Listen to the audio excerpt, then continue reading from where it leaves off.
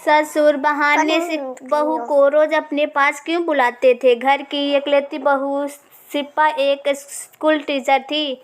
उसकी सास कुछ साल पहले ही गुजर चुकी थी। घर में बुजुर्ग ससुर और उसके पति के अलावा कोई नहीं था। वो 3 लोग ही घर में थे। उसके पति भी अच्छे नौकरी करते थे। कुछ दिनों से शिप्पा के साथ एक अजीब सी बात हो रही थी। वो जब भी जल्दी जल्दी घर का काम निपटा कर स्कूल के लिए निकलती, ठीक उस वक्त उसके ससुर उसे आवाज़ देने लगते। वो हर बात कहते, बहू मेरा चश्मा साफ कर मुझे देती जाना। लगातार स्कूल के लिए निकलते समय शिप्पा के साथ हमेशा यही होता। काम के दबाव और देर होने के कारण कभी कभी शिप्पा मन ही में झला जाती, लेकिन फिर भी वो ससुर को कुछ भी नहीं बोल पाती थी। जब शिप्पा अपने ससुर को इस आदत से पूरी तरह तंग आ गई तो उसने इस बात को अपने पति को बताया। उसके पति निशांत को भी अपने पापा का इस आदत पर बड़ी हैरानी हुई, मगर उसने अपने पापा से कुछ भी नहीं कहा और निशांत ने अपनी पत्नी को सलाह दी, तुम सुबह उठते ही पापा का चश्मा साफ करके उनके कमरे में रख दिया करो, फिर ये झमेला ही नहीं रहेगा। उसके बाद शिप्पा ने ऐसा ही किया और अपने ससुर के चश्मे को सुबह ही अच्छी तरह साफ करके उनके कमरे में रख आई।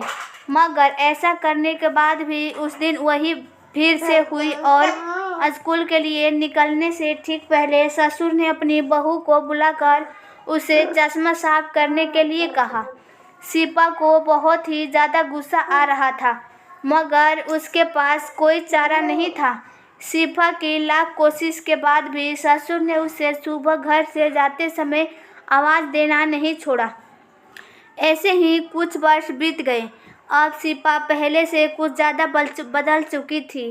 धीरे धीरे उसने अपने ससुर की बातों पर ध्यान देना बिल्कुल ही बंद कर दिया और अब शिप्पा अपने ससुर को बिल्कुल ही अनसुना करने लगी। ससुर के कुछ बोलने पर वो अब कोई भी जवाब ही नहीं देती थी और बिल्कुल खामोशी से अपने काम में ही व्यस्त रहती। कुछ समय के बाद उसके बुजुर्ग ससुर का देहांत हो गया। अब तो काफ़ी समय बीत गया था उन्हें गुजरे हुए। फिर छुट्टी का एक दिन था। दिवाली भी आने ही वाली थी। शिप्पा ने सोचा घर की सफाई कर लेती हूँ। उससे घर की सफाई करते समय अपने ससुर की एक डायरी मिल गई। शिप्पा ने जब अपने ससुर की डायरी को देखना शुरू किया तो उसके एक पन्ने पर लिखा था, आज के इस भाग दौड़ और बेहद तनाव एवं संघर्ष भरी जिंदगी में घर से निकलते समय बच्चे अक्सर बड़ों का आशीर्वाद लेना भूल जाते हैं, जबकि बुजुर्ग का यही आशीर्वाद मुश्किल समय में उनके लिए ढाल का काम करता है। बस इसी कारण जब भी तुम चश्मा साफ करने मुझे देने के लिए झुकती थी तो मैं मन ही मन अपना हाथ तुम्हारे सिर पर रख देता था, क्योंकि मरने से पहले तुम्हारी सास ने मुझे कहा था कि बहू को अपनी बेटी की तरह प्यार से रखना और उसे ये कभी भी ये मत महसूस होने देना कि वो अपने ससुराल में है। हम भी उसके माँ बाप ही हैं। उसकी छोटी छोटी गलतियाँ को उसकी नादानी समझकर माफ़ कर देना। वैसे मेरा आशीर्वाद हमेशा ही तुम्हारे साथ है। शिप्पा बेटा। डायरी पढ़कर शिप्पा रोने लगी।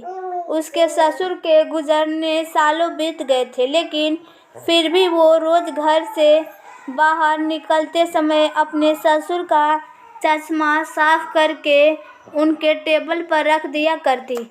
उनकी आशीर्वाद की लालसा में जीवन में हम कई बार हम रिश्तों का महत्व महसूस नहीं, और हम जब तक महसूस करते हैं तब तक वो हमसे बहुत दूर जा चुके होते हैं।